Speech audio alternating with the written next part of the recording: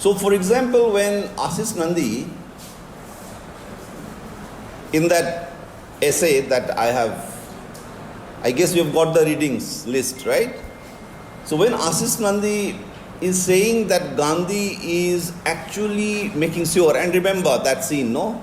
1909, around that time, he's meeting all these people in England, and he is saying this is what the Indian revolutionaries are up to.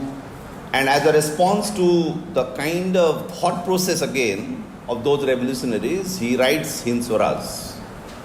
And he's settling the debate from his side.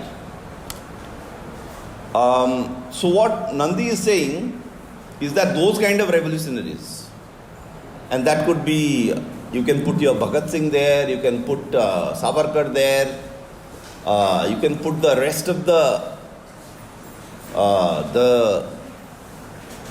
nationalist leaders there, the Swadeshi terrorists there. Maybe you don't want to call them terrorists, but you know, those kind of nationalists, including Aurobindo Ghosh and all. So Nandi is saying that, look, Gandhi is undercutting their way of positing this kind of upper middle class, manly way of opposing colonialism. So the woman becomes important. The women and children, he says. Which means that at one blow, at one stroke, he is opening millions and millions of ordinary Indian masses. So women and children does not just mean women and children. It means people who have no voice yet in the public domain. So Gandhi, with this one stroke, according to Ashish Nandi,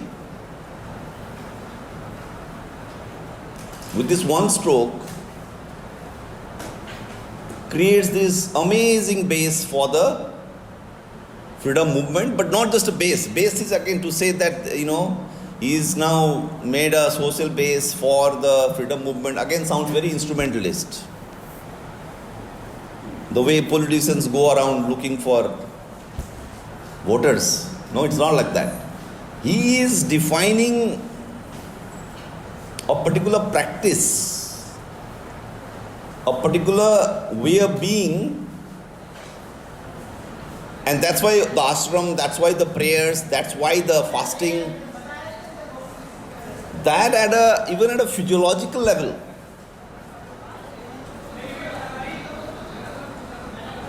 even at a physiological level,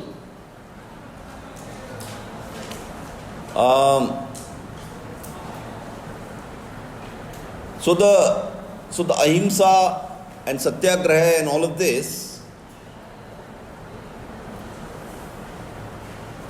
is spawned by this kind of a quote-unquote base. Spawned by. So it's not like Gandhi is like suggesting ahimsa as a principle.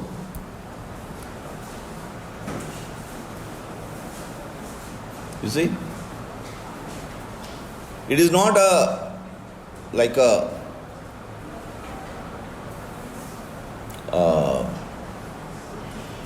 that this is the method, okay, let's start with ahimsa. No.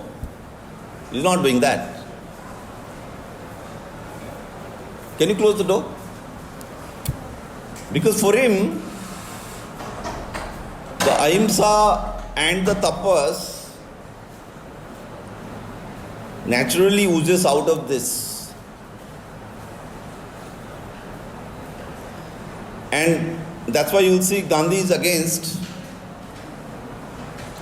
abstract principles, that you start from a principle or a commandment. That's why there is this, he's done this engagement with Christianity, with Christian preachers also. You've heard of the 10 Commandments. Love thy neighbor. If you think love thy neighbor is a commandment, so given to you, and then now you have to live according to it. No, Gandhi is not saying that. Gandhi is saying the way your life is, Love thy neighbor will naturally be, it cannot be anything but love thy nature. So the way he talks about relations between nations as brotherhood or sisterhood with your neighbors. So you start from there. So he breaks it down.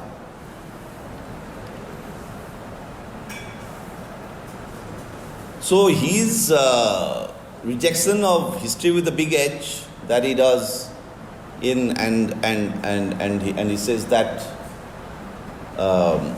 he's looking at this India which never got recorded, archived, documented in this history, which only records the history of kings and maharajas and of violence and all of that. Wherever a dispute was resolved quietly, that of course never shows up, no, because we never went to court.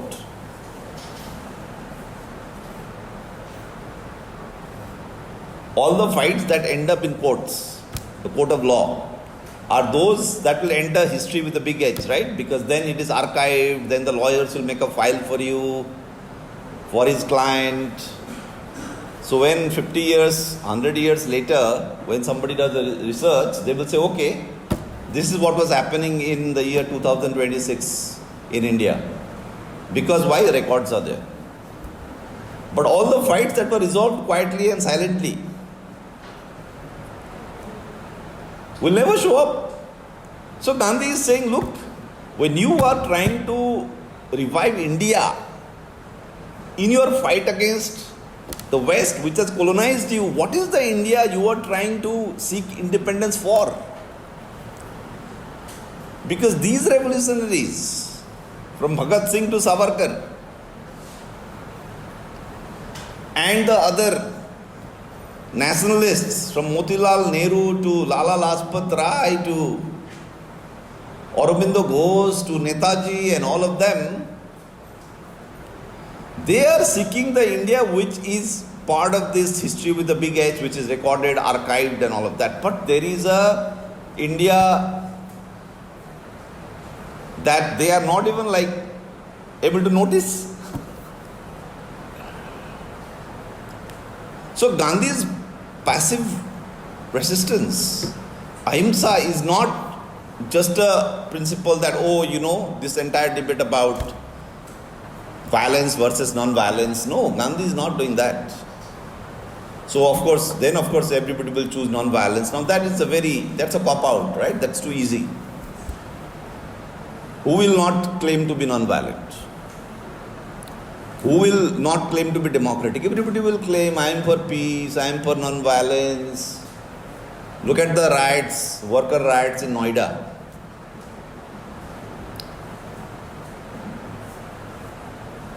Of course, everybody will say, yes, workers should not do like this. They should not set anything on fire.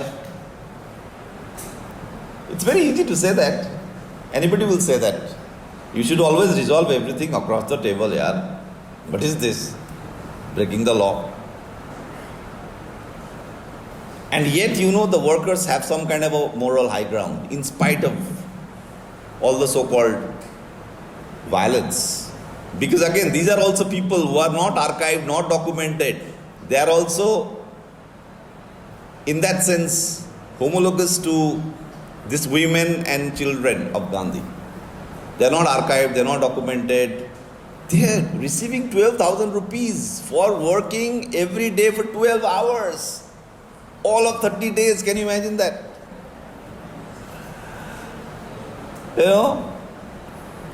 Now that will not be recorded as unjust. Right? What is called structural violence, for example. What is called structural violence that the workers are facing day in and day out, that will not be regarded as, because that's not recorded as violence. So these workers will never get justice. What will be recorded as violence is these cars and all that they are burning and the stones that they are throwing. So you're seeing how the entire thing is is twisted around. So from a Gandhian approach then, surprisingly, you might actually say that no, I think the workers have every right to protest the way they are doing. Even though you might say Gandhi will never condone violence. And yet, because these are people who are never allowed a say in anything and they are just silently, structurally exploited. Now I heard even maids are going to posh neighborhoods in Noida. Maids जो घरों में काम करती है, वो लोग अभी नोएडा के जगह हम लोग कल से काम में नहीं आएंगे. 2000 दे रहे हो, 2500 दे रहे हो, 3000 दे रहे हो, गैस का दाम बढ़ रहा है, हर चीज़ का दाम बढ़ रहा है. Apparently they did a dharna. Maybe you guys are better informed. Maybe this might spread, and this is already spreading, right? Because it started from Barauni in Bihar, then it went to Panipat, then Madhya Pradesh, then Manesar, then Gurgaon, Noida, Faridabad. Which means that Gandhi, and that's also what finally allows Gandhi to take a minority position.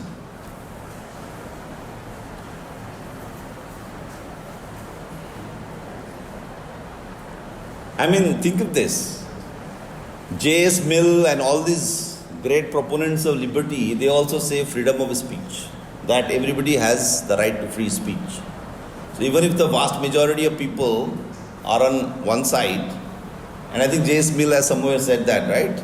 And if there is just one person on the other side, I will still defend the right of this one person to speak what he wants, freedom of speech. So there is also some kind of a minority position, you would say. But for Gandhi, this minority position, as we saw in the essay by Ajay Skaria, in that kind of a liberal approach to the minority position and the unrestrained defense of free speech, what is presupposed is the autonomous sovereign individual. But Gandhi is saying no, you have to surrender. Gandhi is challenging the presupposition of the autonomous, sovereign, rational individual, and who, because he or she is rational and conscious and autonomous, should be given rights and liberty. No, Gandhi is saying no, that is not the way to go. Surrender.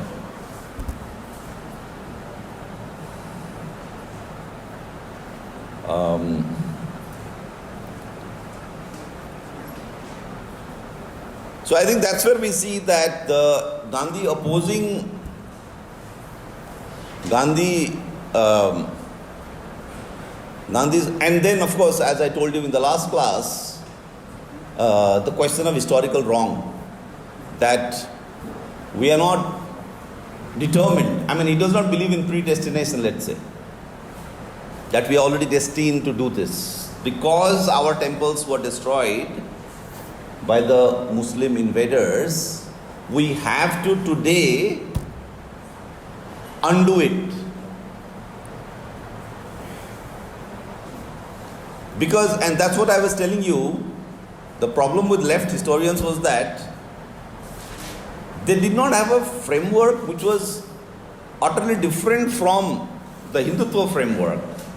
So they remained, or they conceded too much into that framework by saying that no, they might have destroyed temples, but you know what, they didn't really mean to, or they did not really intend to hurt your belief, so don't interpret in that way as the Hindutva people are doing. They are wrong in interpreting.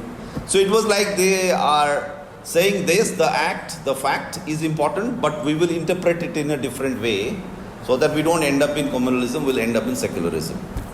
But with Gandhi says that I am not interested at all whether who destroyed what. I am not entering in that debate at all. And because of that approach of so-called left historians, Romila Thapar ended up writing a book on Somnath, the temple Somnath. Interestingly, now with this Iran war, Somnath is kind of interesting. Somnath temple in Gujarat, that's what we are talking about. Anybody visited Somnath here?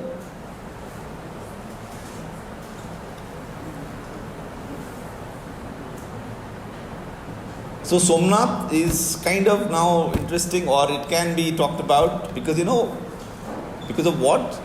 Because of the Hormuz thing, the Strait of Hormuz. Because there are a lot of evidence, old manuscripts, archaeological evidence of a lot of trading in the maybe 11th century, 12th century, 13th century, trading between Hormuz and Somnath.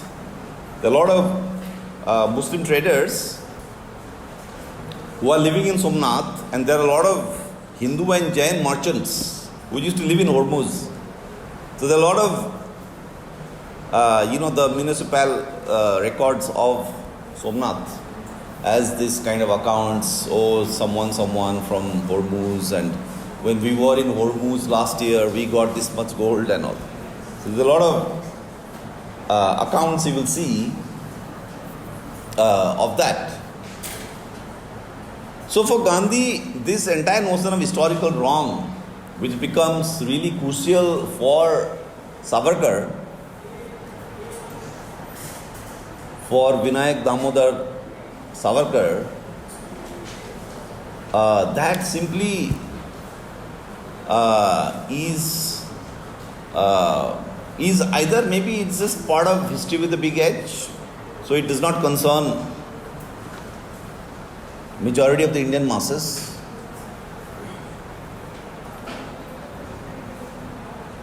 And because there is a practice in the present, the self-purification, the suffering, the churning that you go in the present, right? Because of which you create a new space, and that's why the ashram is important. That's why the prayers are important. So Gandhi, as I was telling you, it's not like anybody can just rush into the domain of politics in the strictly Gandhian sense. You have to go through a regimen.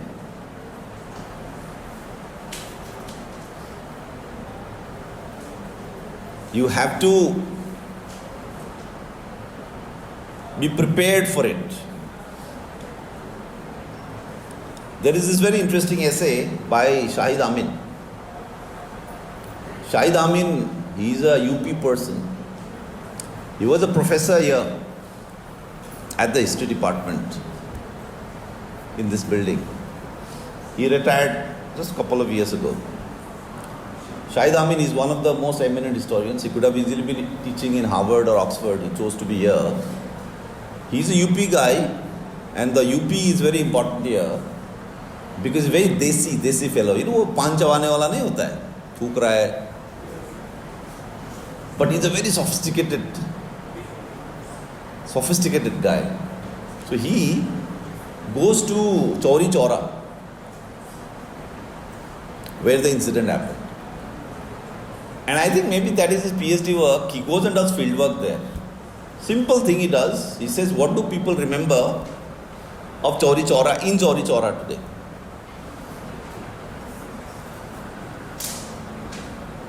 What do people remember, or what do people think of Chauri Chaura in Chauri Chaura today? One of the things he came with, and he's a local UP guy, that वो मगी अवधि ये सब बहुत बोलते हैं वो, and he really enjoys. वो गाली गलौज भी करते थे बीच बीच में, वो देसी वाला गाली गलौज. And the Lucknowi and the Awadhi, they have a lot of pride in their dialect. उनको अवधि मगधी ये सब बोलने में बहुत उनको मजा आता था. तो वो देसी हिसाब से अपना रिसर्च किए लोगों से, जो पेड़ के नीचे कोई बैठा हुआ है उसके साथ बात कर रहा है, ऐसा ही था उनका रिसर्च. तो उन्होंने एक अच्छा उनका ये है finding, which is a very famous piece by the way that he wrote. And that in that essay he says that how the ordinary people in Chauri Chaura, when it happened, what was the year it happened, Chauri Chaura? 22 or 22? 24? 22? Yeah. February.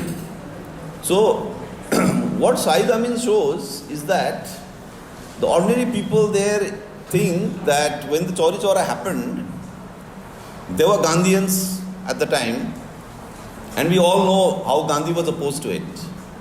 But what he says is that जो local लोग जो है ना, जिन्होंने participate किया in burning the police station, they are part of the freedom movement. The ordinary people very angry with the British, and they wanted the British to go. And that time, the mainstream of the freedom movement was taking a wishy-washy stand, not calling for full independence.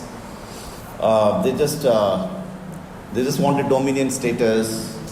It's only 1930 they pass a resolution for full independence. So, at the base level, people are very angry against the British, more angry than the leaders were about colonialism, right? So, the people who were participating in this, they were like saying ki we believed in 2-3 things. We believed in bal, chal, and there is one more.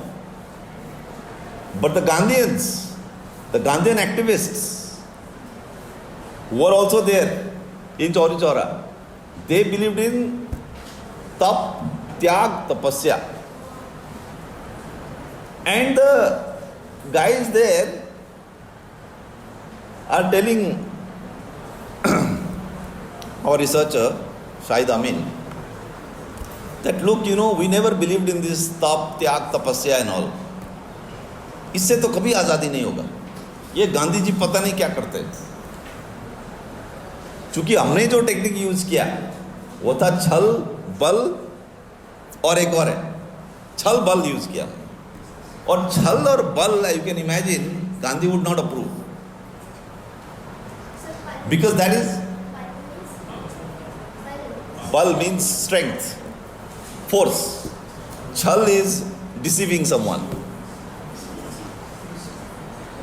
So lot of the local folks are saying that look, we use these kind of techniques to dodge the law, to dodge the police, to dodge the British authorities, and we use some force. But Gandhi ji to taught us something else. Gandhi said tap, tapasya, ये क्या है यार, इससे तो हमारा कुछ नहीं होगा, ये बुड्ढा तो हमको धकेल रहा है पीछे. और ये कोई हिंदुत्व वाले नाथुराम गोडसे वाले लोग नहीं थे, आम लोग.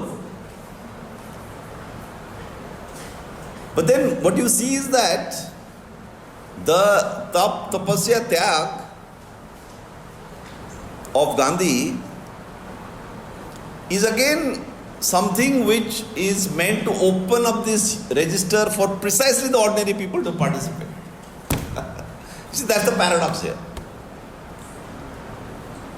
Because the chal bal kind of movement is again controlled mostly by, upper class, upper caste revolutionaries who will take this big program, so we will throw a bomb in the parliament and all that. Or we will do high level negotiation in the round table conference.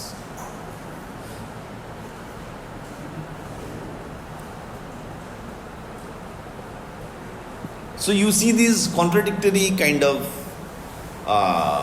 strands in Gandhi. That's why Gandhian politics is full of these kind of, what should you say, like contradictions. Right? Like as you said, as I was telling in the last class, when it comes to the Kshatriya, when Ambedkar says Hindu society could never defend itself against external invaders because of the caste system,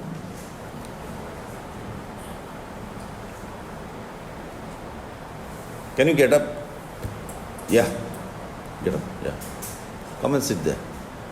Yeah. Change your position.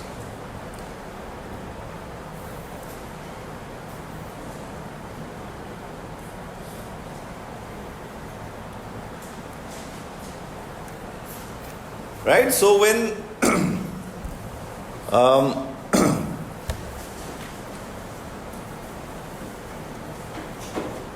so there are these kind of many strands that cut against each other, including when, as I was telling you, when Ambedkar says the weakness of Hindu society has been its caste ridden, so when external invaders invaded, there was no one to fight.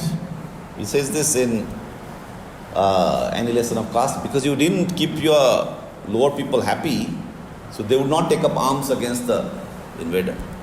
In fact, if you look at the Bhima Koregaon battle in 1818, which happened in Western India, in Maharashtra, the Battle of Koregaon, which is a big event for the Dalit movement in India, from Jyotirao Phule to Ambedkar, they used to visit there.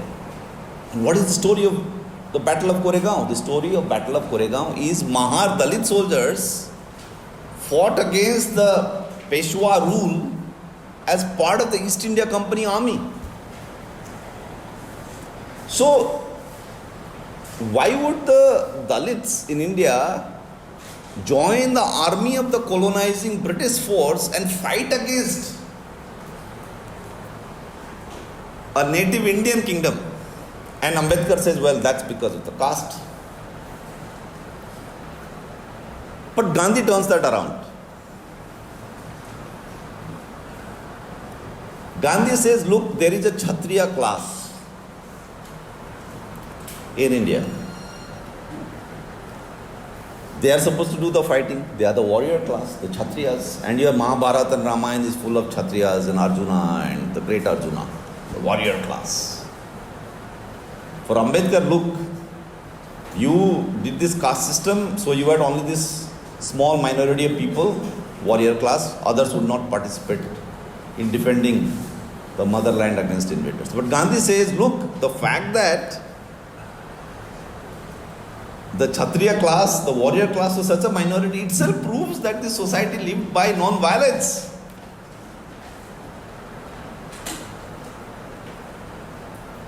Gandhi completely turns it around.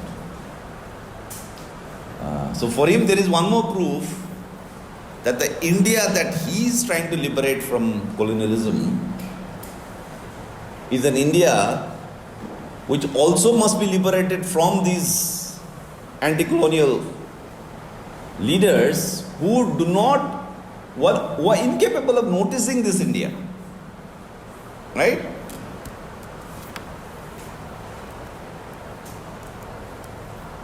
So let's look at I'll just draw your attention to Gandhi's that one essay, which was published in his magazine Young India, and that has to do with again Gandhi challenging what Faisal, Devji and others have called the corporeal conception of nationality. And I think that little write-up I sent you, I guess it shows up there as that. Right? The corporeal view of nationality. Gandhi's critique of corporeal view of nationality. So all of this, of course, that I pointed out so far, which undermines the corporeal view of nationality. But when you break it down, one level is this question of interdining and inter-caste marriage and all of that. Because it was a big debate in the 20s in India that if Hindus and Muslims, again Hindu-Muslim, in India you can't escape Hindu-Muslim. Love jihad.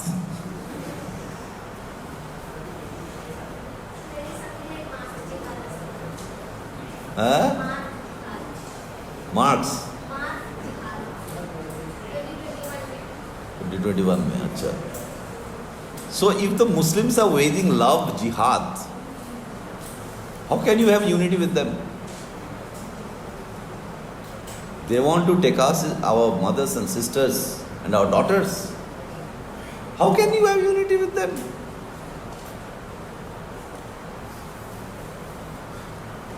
This is a big question. This was a big question, or is it this is a big question? This is always a big. Look at the Bengal elections today.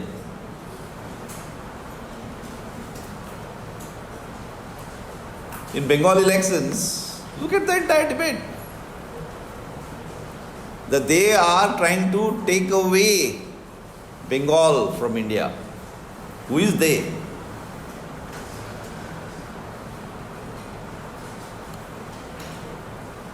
Hindus खतरे में है.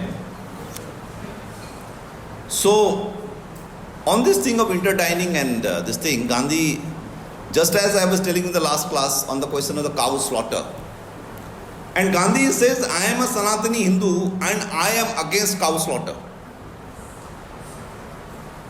He is not a secular, right? One of the points that Ashish Nandi makes.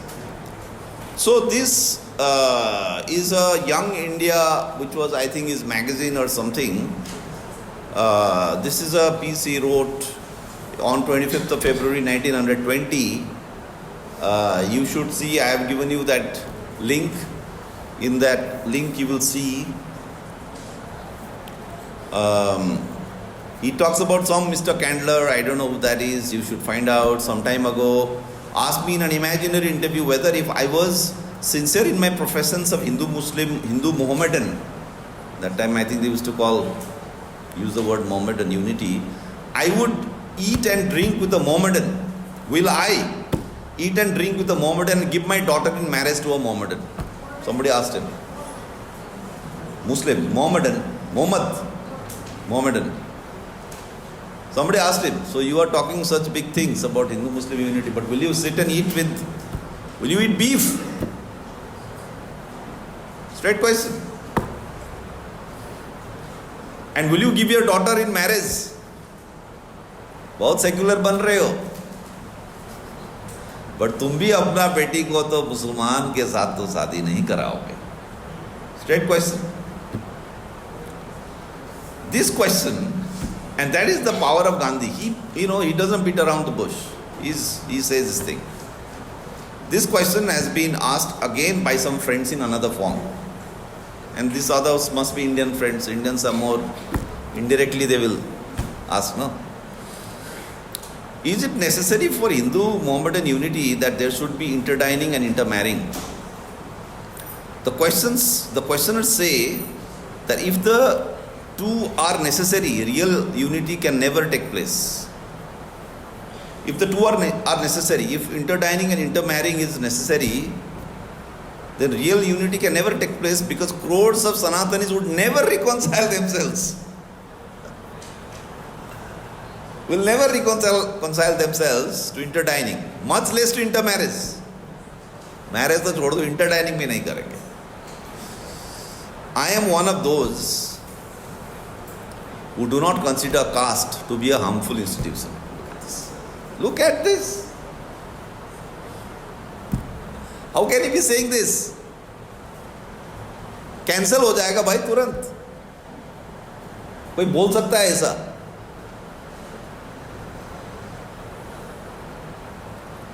I am one of those who do not consider caste to be a harmful institution. बस Gandhi cancel. छोड़ो, गांधी को syllabus से हटाओ. ये आदमी तो cast को support कर रहा है भाई. ये फादर ऑफ द नेशन कैसे बनाया आपने? सोचा कभी? Why is he the father of the nation? On the one hand you say Ambedkar, सब लोग अम्बेडकर का नाम लेते हैं, और इनको आपने फादर ऑफ द नेशन बनाया. In its origin, caste was a wholesome custom and promoted national well-being. In my opinion, the idea that interdining or intermarrying is necessary for national growth is superstition borrowed from the West.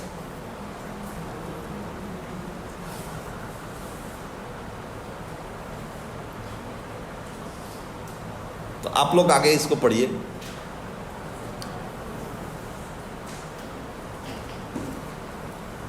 So this is essential reading for you, and you should read this article by Gandhi himself. So anything, you should expect anything from within this essay would be something which is important for you.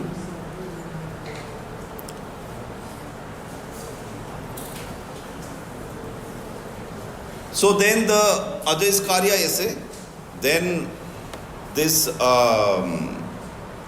this piece by Gandhi, the Faisal Devji book. I don't know if you have access to a PDF of it. Did you get that book?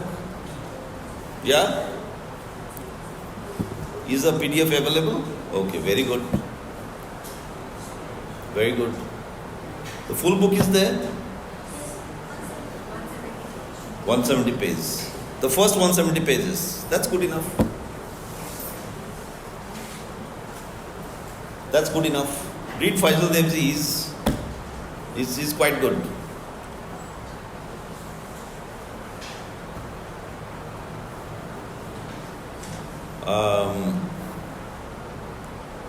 Then Nandi, of course. And interestingly, and I have pointed it out for you in the Gandhian feminine part, that Nandi talks about a distinctive Gandhian theory of social justice, and it's so intriguing, this theory of social justice, which is not really a theory of social justice, but you don't know what is it. So he has kind of maybe provisionally he has pointed this out. I mean, he has used this phrase here. But this is, again, he is going back to the way he is sidelining this upper middle class,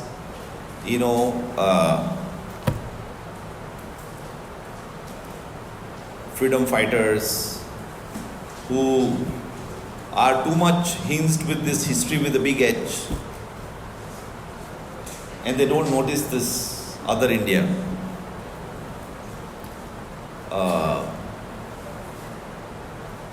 So he's saying that, Nandi is saying that is social justice. The fact that he's saying, I for one am someone who does not think caste is a harmful institution. It looks like if someone says that, if someone supports the caste system, then you cannot be on the side of social justice. That is the accepted wisdom in social sciences and your political science and everywhere basically. But yet Ashish Nandi insists on using this term, social justice. And then this thing that Gandhi's rediscovery of womanhood as a civilizing force in human society. In that essay by Nandi, he then goes on to Godrej, Nathuram Godrej. We don't have time to do everything, but if you like it, you should read those parts. This is interesting essay by Farah, Godrej, Ascetics, Warriors, and a Gandhian Ecological Citizenship. That's an interesting essay. You should read. And then finally came Munshi. So I guess some of you are reading K. Munshi. पढ़ रहे हैं कोई देखा? Please read K. Munshi on the body. Gandhi the Master. So basically for the exam, we will focus on K. Munshi and what I taught so far.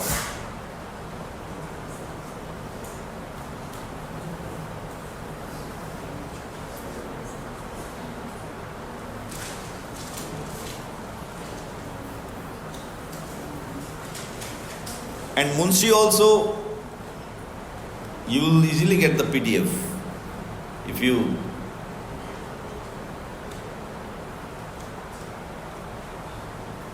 Munshi, you will easily get the PDF. Maybe you have not yet checked. It's there? Oh, excellent, excellent.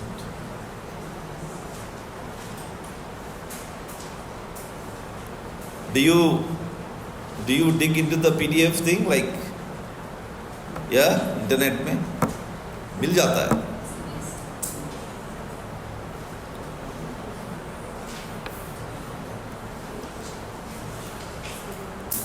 And I think K. Munshi is very accessible.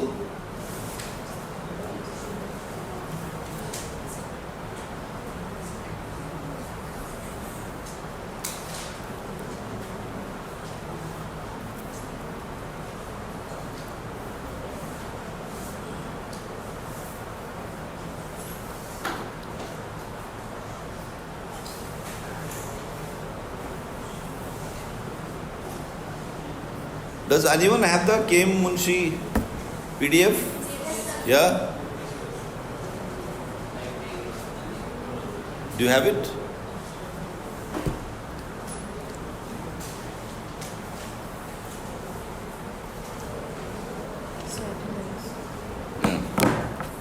So if you look at the chapter 1,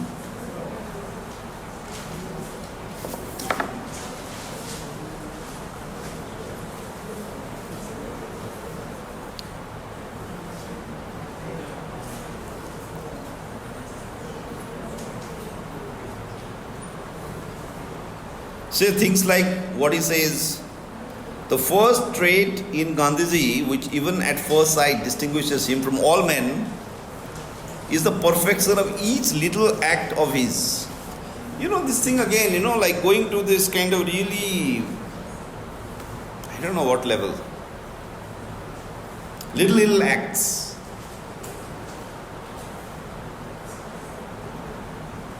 Little acts, you know. So his politics is not like something which is happening at Jantar Mantar and in the halls of the parliament or in the electoral politics. He thinks this is just like just loud noise. This is just your ego, you know. कर देंगे, ऐसा कर देंगे, कमाने से वैसा कर देंगे. He's saying, is this politics? हम ब्रिटिश को भगाएंगे तो पूरा देश आजाद हो जाएगा. क्या है ये सब बकवास हो रहा है सब.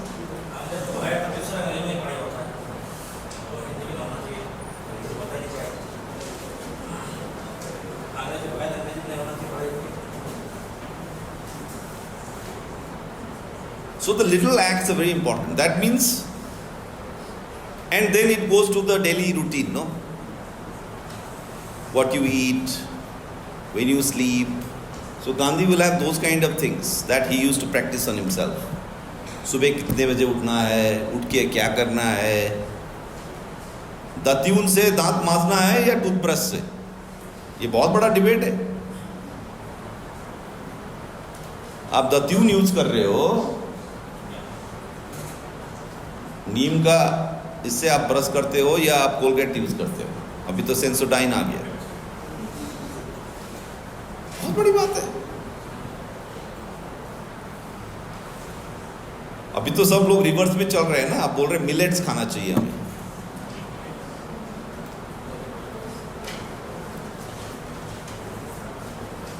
मैं एक बार गया था नागपुर में, you know the huge Ambedkar thing, Deeksha Bhoomi. So I had gone to Deeksha Bhoomi, Dalit, this thing. तो वहाँ पे एक चीज़ मैंने देखा, every year it happens. You should all go. Reserve your ticket right now or don't reserve. Just Dussehra के दिन होता है every year. Just 1 or 2 days before, just hop onto a general compartment. कोई ticket, current ticket ले लेना. Just hop onto the any train going towards Nagpur, and you end up there. One thing I saw is that वो सब दलित लड़कों का ना ऐसा पकड़ के, वो जो ऐसा बांधते हैं ना, that holy thread, लड़के बांधा होगा लड़कों ने इधर, हाँ, वो सब पकड़ के काट रहा था वहाँ पे कैंची से. हिंदू बनते हो, हम तो बौद्ध हैं.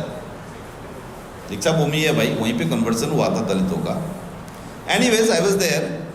Then, I don't know, something happened. I found out that Wardha is not very far from Nagpur. It's kind of close. And I didn't have a ticket to come back to Delhi. Because I used to just hop onto a general compartment. कहीं भी जाना है general compartment. Reservation लेना ही नहीं. So that you were free. तो मेरा तो return ticket था ही नहीं. मेरा दोस्त को बोला हम लोग का तो return है, देखो रिजर्व जाओ वापस तुम लोग दिल्ली. मैं तो और आगे जाता हूँ. So I went to Wardha. Because I heard there is a Gandhi ashram there, Sevagram. So वहाँ I went and stayed. So I'm staying in Sevagram. Now one more thing I'll tell you, one little anecdote, the kind of thing which Shahid Amin has about the Chauri Chaura people that look, you know, तप तपस्या यार कौन करेगा वो तो हम तो बल छल के करते हैं. And in a different way it is true that the ordinary working class people will do bal and chal. Tap tapasya is also very elite. Now don't forget that other register. Tap tapasya is so elitist and Brahmanical. So Gandhi on the one hand is talking about people who are left out, people like, I mean not in today's sense, but in his own way, he's trying to approach the women and children, which is figuratively speaking those who are left out of history with a big edge, right? Who never get archived or documented and who never get to tell the story. And yet the tap tapasya tyag is again, I mean at least in our minds, associated with the high tradition of Brahmanism. Sri Ravi Shankar and all these big rich people do. Or the upper caste people. But that's the thing. The question then is, and that's what people like Skaria and all these Gandhi scholars are doing, including Partho Chatterjee and all of that. They are saying that for Gandhi, those things could be now integrated into ordinary life. That's why the little acts are important here, in this K. Munshi essay.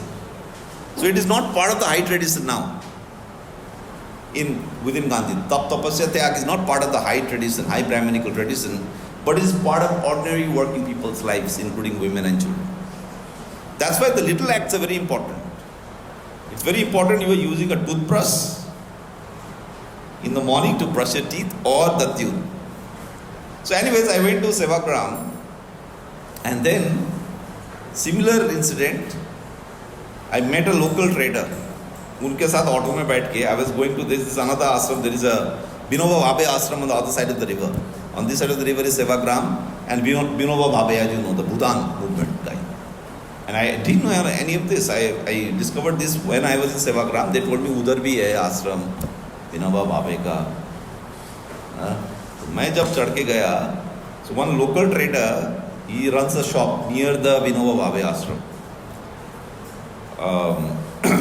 It's a very famous ashram from those days. So this guy was telling, तो मैं बोला ये जो आश्रम है तो ये तो बहुत लोग आते होंगे यहाँ ना आश्रम देखने के लिए, विनोबा भावे तो इतना बड़े हस्ती है. नहीं नहीं ये बेकार है, ये आश्रम तो हम लोग हटाना चाहते हैं बोला. ये उधर विनोबा भावे का, इधर गांधी जी का आश्रम देखो, यहाँ तो कोई इंडस्ट्री लगने नहीं देते ये लोग, फैक्ट्री भी नहीं लगनी है, नौकरी भी नहीं है लड़कों के लिए, हमारा कोई धंधा नहीं होता है यहाँ तो. ये आश्रम है बोल के गवर्नमेंट कुछ भी प्लान पास नहीं करता है यहाँ, ना कोई फैक्ट्री ना इंडस्ट्री कुछ नहीं होता है हमारे यहाँ तो. देखो हमारा तो ये गरीबी समझ लो. और मुझे इतना मजा आया इनका बात सुन के. He gave a blistering critique of this entire Gandhi फंदी and all this ashram business. एक लाइन में उसने उड़ा दिया सब कुछ. तो मेरा तो ये नौबत आ गया कि मैं तो भाई छुपाना पड़ रहा था कि देखो मैं उसी आश्रम में जा रहा हूँ. पिटाई हो सकता है कि आप लोग जैसे लोग बाहर से आते हो, इनको प्रोत्साहन देते हो, तो इसलिए हमारा यहाँ लड़के गरीबी में घूम रहे हैं. So these kind of things you will keep getting. So that's the thing. Like it's like I don't know what kind of a critique is this of Gandhi.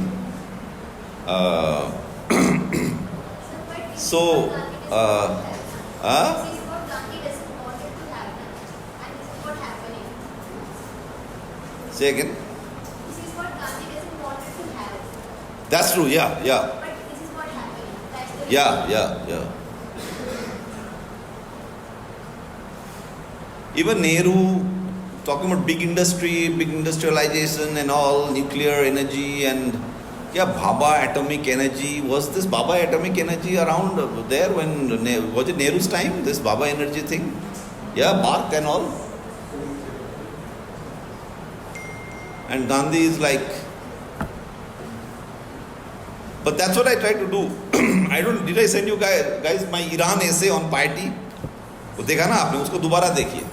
Through Gandhi, for me, because Iran today is talking about nuclear weapons and all that, fighting the West and, big war and all. But then again, if you look at the Iranian Islamic regime, they're constantly talking about piety. The way Gandhi is talking about the small person and all. Bhakti. For the women and children. On the one hand, in Iran, you see women saying, oh, we will not wear the hijab and we want freedom and all of that. But if you actually look at it closely, it is this kind of Gandhian kind of approach of women and children being the actual basis for the entire political project. In this Gandhian sense. So piety. Piety is our kind of tyag tapasya. And the Iranian regime, because we think of the Iranian regime as this murderous, Islamic, terroristic kind of regime which will not give any human rights to anyone and all. And there you will see I've quoted the supreme leader who got killed, Khamenei. Khamenei is addressing women in Iran. And stunning what he says. Here again, this little acts that Munshi is talking about Gandhi, you will see Khamenei is talking about little acts. The little acts are very important. Piety in Arabic in Persian is called taqwa. And this is also very central to the Quran. And Gandhi himself referred a lot to these traditions within Islam. Like the way the Iranian regime keeps talking about the Battle of Karbala and the sacrifice, martyrdom of Ali. Gandhi refers a lot of times to Karbala.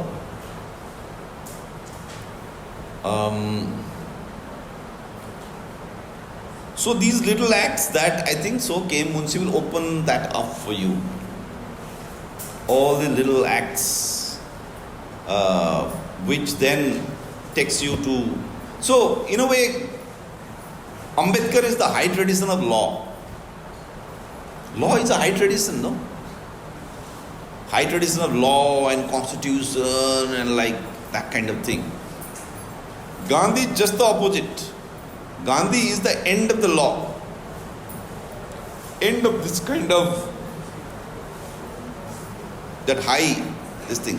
Ambedkar wants Dalits to show up in that history with a big H and be recorded and archived. Gandhi wants to exit from there.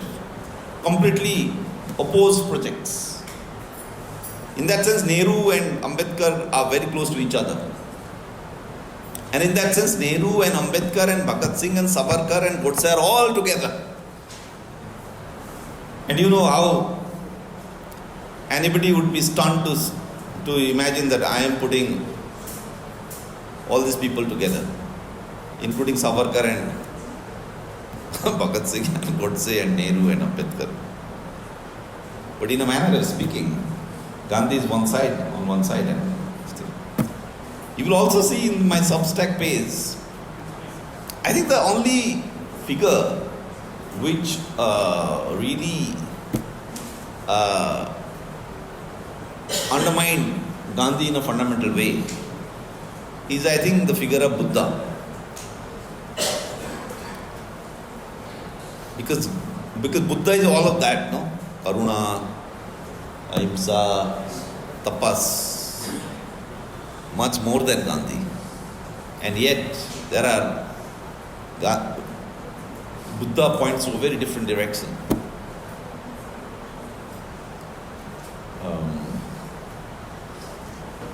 So I think we will say that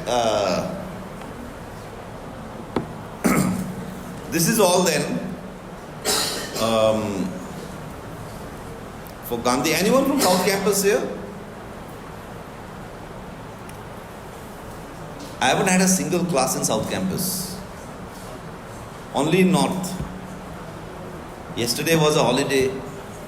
उससे पहले भी कुछ हुआ, फिर holiday South Campus. So I have to do everything on South Campus. Can you imagine that? That's also why I got it recorded. Because I will forget what all I said in North Campus, you know. So please preserve this recording and make sure you send it to me. This is very vital. It will save me, and because my habit is that when I do in South Campus, I might do something completely different, and that will create major problems for the exam. So that's also why I made this for you, but also for myself. This thing that list of readings that I gave you. So I will also do Savarkar with you, but I think I'll do just one class in Savarkar, which is Hindutva, Hindu nationalism, because I think we have in a way laid the background here through Gandhi. And for me, I don't want to do Gandhi separately, this separately, that separately, because all of this is happening in conversation with each other. That's why the Savarkar meeting Gandhi in London is very important. Just as Gandhi is sharpening his own thoughts as against Savarkar and the left kind of people, communists and all that. He doesn't like communists. What does he say about communists? He says godless people. एक line में खत्म, godless. कोई morals नहीं इनका. और गांधी के दिमाग में कम्युनिस्ट और ये हिंदुत्व वाले एक ही है. राहुल गांधी और मोदी एक ही है. योगी आदित्यनाथ और कौन, ममता बनर्जी एक ही है. महुआ मोइत्रा एक ही है.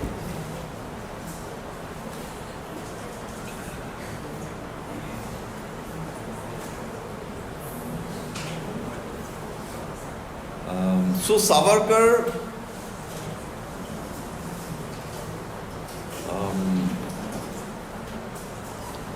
historical wrong.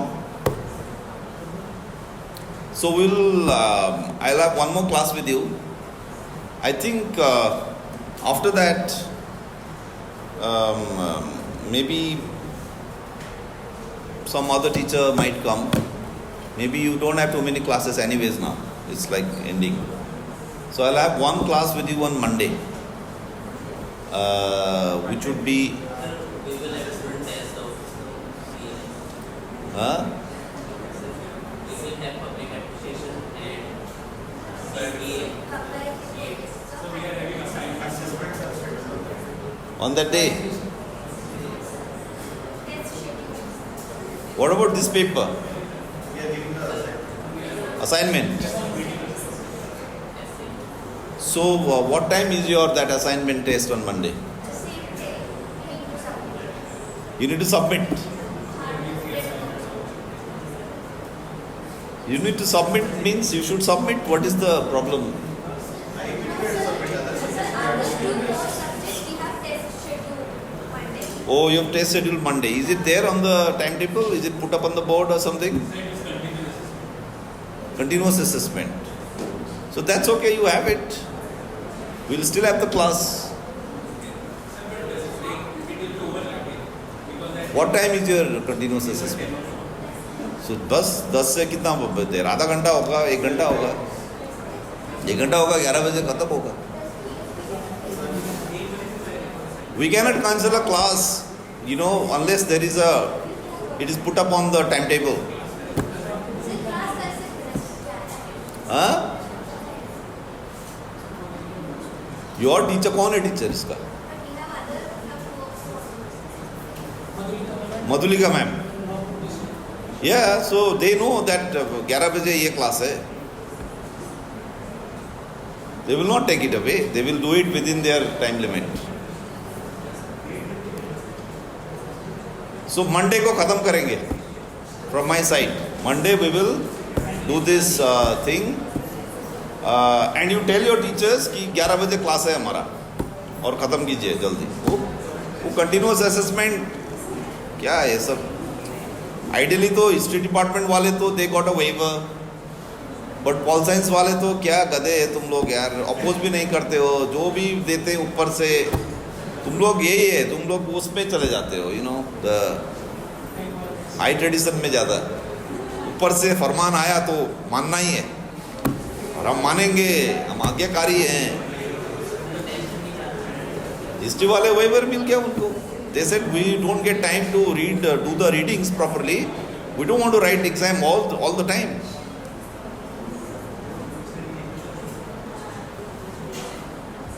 It is true, you can't be writing so many exams. This is just a bogus thing they did with this syllabus. And it's a new syllabus. You guys are guinea pigs. So we told the professor that they themselves were helpless and they asked us not to protest over it. But who are they to tell you to do what? You are free to do what you need to.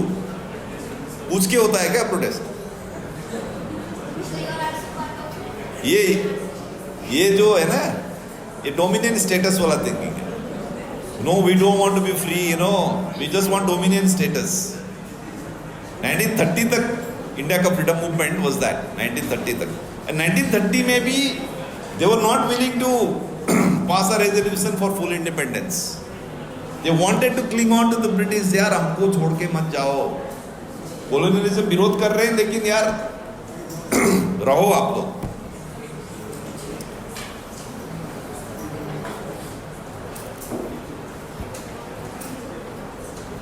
So any questions so far on this, on Gandhi, this thing, anything from the text anybody wants to ask?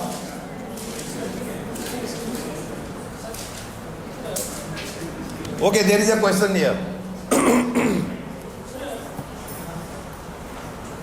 Yeah, go on.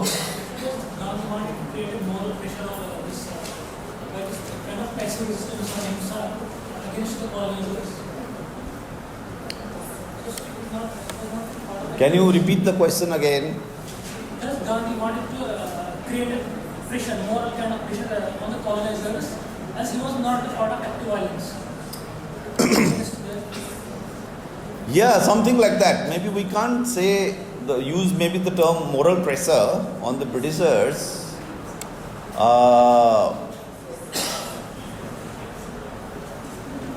But he was.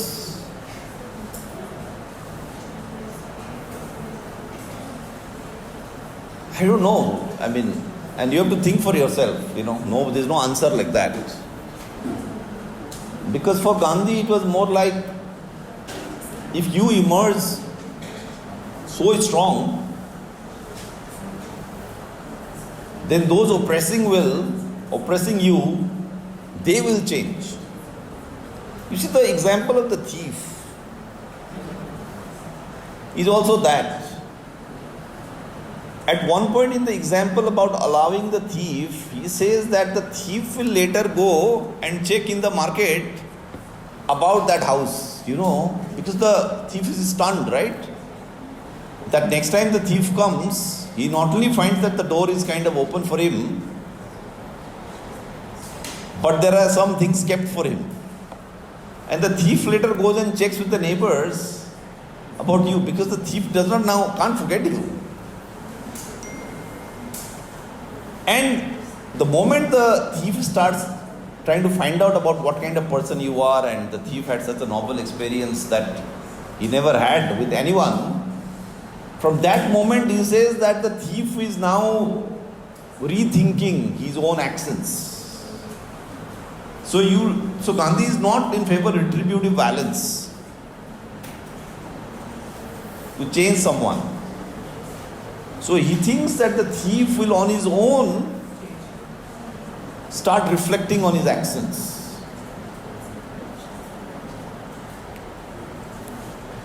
Now the question here. Imagine the thief is really a dreaded thief. He is also a murderer and a rapist. Imagine you are questioning Gandhi. that there is no way this thief is going to change his mind. Remember, I gave you this example of Angulimal from Buddha. And so it is not just a Gandhian thing, by the way. It is there in the Buddha. And I wonder why Ambedkar and Gandhi could not come together on these points, because a lot of the things that Gandhi is doing is also there in the Buddha, and Ambedkar is a Buddhist. He's not just a Buddhist, he is trying to really get into Buddha's real teachings. In that story of Angulimal, the Angulimal is a dreaded murderer. And he murders people and takes their fingers and is made a garland out of the fingers. That's why Anguli Mal. Mala पहनते हैं वो अंगुलियों का. So in that story what happens? The villagers are telling Buddha, and you know those days, Sramana tradition, Sravaka tradition, people used to keep going from village to village wandering. These days we are just stuck in one place. And we say it's a global society. No, we don't move around at all. Those days people used to walk from Kerala to Banaras is like what? 3,000 kilometers? And Adi Sankara. People used to walk up and down from village to village. They were wandering. So Buddha is also wandering. So he stayed overnight in that village, and in the morning when he is about to leave the village and resume his onward wandering journey, the villagers say, Tathagat, please don't go this way, go this way. Don't go that way. And Buddha said, why? He said, no, there is a very dangerous murderer there, he is going to kill you. Acha. And they said that he also has all this उंगली का माला पहनता है, अंगुली माल है उधर, आप उधर से मत जाइए, आप अच्छे आदमी लग रहे हो, आप एजुकेटेड आदमी लग रहे हो, आप इधर से जाओ. गांधी ने बुद्धा ने बोला ठीक है, फिर भी बुद्धा उधर से ही गए. तो क्या हुआ? Right? So one is that story. So Gandhi is kind of carrying on with that. So in a way, Gandhi is really Indian in that sense. These days there's a lot of talk about Indic thought, Indic civilization, which this present government is doing, and apparently the syllabus that you were subjected to, the National Education Policy NEP 2020, is also supposed to be Indic syllabus. And of course they think they should not have Gandhi because Gandhi is not Indic or whatever. But Gandhi is so Indic in this sense also, because it's directly in the kind of tradition of Buddha's thought process. I'll give you, so you look this up. I want you guys to think on your own. The second example I will leave you with is, again, this thing that if the thief or if the enemy is really dangerous, that there is no reform possible. There is one example like that, which is Hitler. Fascism, Nazism. Hitler, you cannot say that I will melt Hitler's heart. Is it possible to melt Hitler's heart? And Gandhi did that again and again with the Ahmedabad, talking about workers in Noida and all these areas. You know what was Gandhi's positions on workers' movements, workers' strikes? वो भी देख लीजिए. In Gujarat, he's a Gujarati. And Gujarat is full of these textile mills. Gujarat has very high concentration of capital. There's a lot of big money there. As you know, right? As you know, the Gujju money, everywhere is Gujju money. जियो कैसे market disrupt करके पूरा market capture कर दिया जियो ने. अब Vantara university में पढ़ने जाइए आप लोग कि मेसी आते हैं यहाँ और कलकत्ता में लोग तड़प रहे हैं मेसी का एक झलक दिखने के, वो भी 500 मीटर दूर से. और मेसी को जिस ढंग से इन्होंने आरती भजन करवाया, मेसी अगर पहले वो भजन आरती करते, उसके बाद अगर स्टेडियम में जाते ना कलकत्ता में, लोग पत्थर मारते उनको. लोगों को ये नहीं पता था जब वो लोग तड़प रहे थे मेसी को देखने के लिए, सिर्फ कलकत्ता नहीं, बॉम्बे में भी, दिल्ली में भी आए क्या मेसी? वो नहीं पता था कि ये इसके पास जाके वहाँ भजन आरती करेगा, दिन भर वो मोटू के साथ बैठे रहेगा और हाथी के साथ फुटबॉल खेल रहा था। देखा ना आपने? लोगों को ये नहीं पता था कि ये सब करने वाला है वो जाके। तो जिसने मेसी को नचाया, बौद्धों को नचाते हैं, that's Gujju capital. So what was Gandhi's, so Gujju capital was already very powerful in Gandhi's time. So what was Gandhi's position on the mill owners of Gujarat when there was a workers' struggle, a workers' strike going on? Please look it up. You will be surprised. Or maybe not so surprised. So when it comes to Hitler, when it comes to the persecution of the Jews, when it comes to the Holocaust, what was Gandhi's position on the Nazi persecution of Jews? You see, Gandhi is a global figure. So a lot of Jewish theologians, Gandhi is also like a theologian. He is a spiritual man. So the spiritual leaders of Europe had written a letter to Gandhi at the time. There are real exchanges. Martin Buber, whatever you want to call it. I thought if there's a joke here. Buber. So there is a exchange between Gandhi and Martin Buber.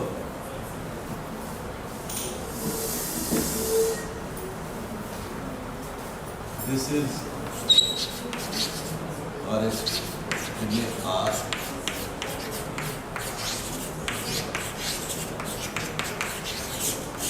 Martin Buber. This is exchange, and the Jewish theologians, the Jewish leaders are shocked at Gandhi's position on Hitler. They can't believe that Gandhi actually is saying this. Gandhi had the same position as this thing about the thief. That you let them come in. You give them a भंडारा लगा दो उनके लिए, लंगर लगा दो, इफ्तार लगा दो. The Jews were shocked. But Gandhi did not change his position on it. This thing that you be steadfast through your Atma Shuddhi and your tapas, you keep on internally engaging in this churning inside of you, and you strengthen yourself morally and ethically, and the enemy will eventually melt. He didn't change his position. But the theologians said that Hitler is not going to stop. But Gandhi said no, the Jews have actually not practiced passive resistance. And again, there is a parallel with Iran today. You see, what is Iran's moral positioning today? Iran's moral positioning, as you know, is we are not afraid to die. Gandhi said that you should not be afraid to die. Gandhi said that you are afraid of martyrdom. The Jews are afraid of getting killed.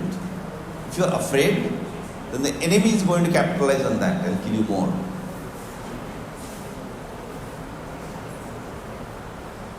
And in a way, the appeal of Iran, and I was telling you, even right-wing channels in India were like really on the side of Iran. And that guy from Times Now, कितने लोगों को मारोगे, आओ मारो.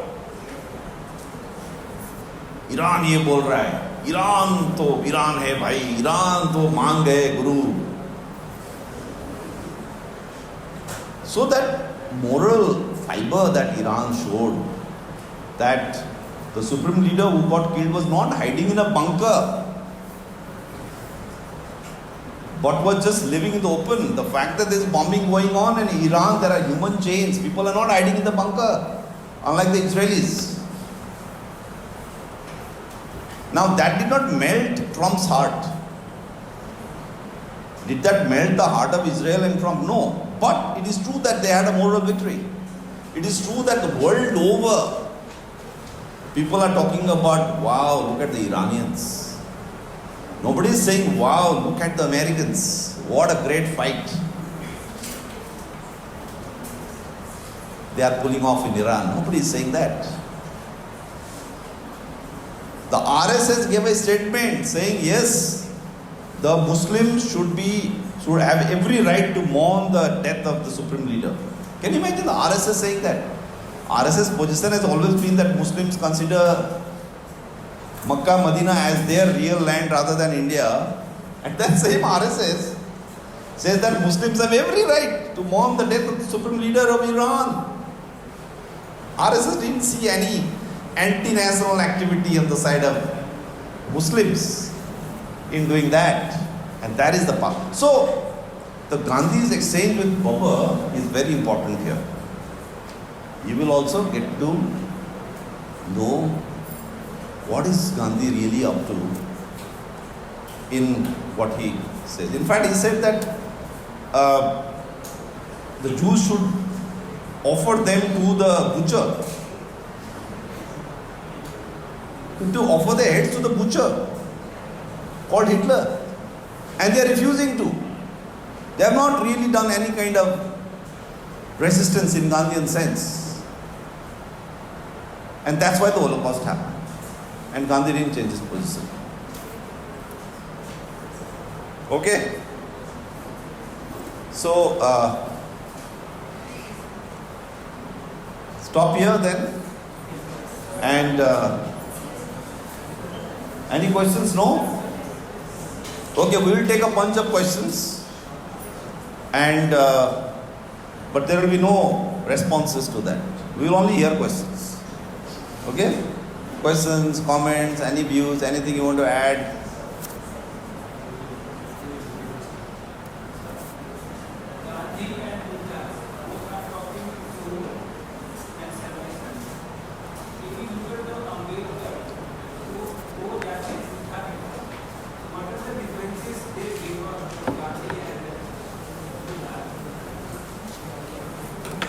What are the differences of Gandhi and Buddha?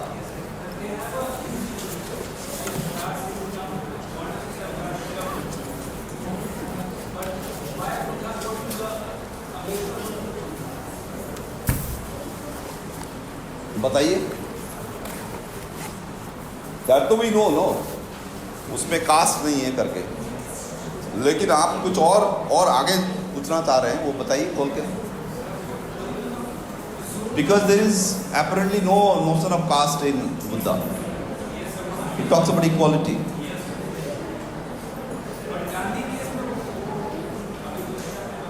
Let him finish. Don't disturb.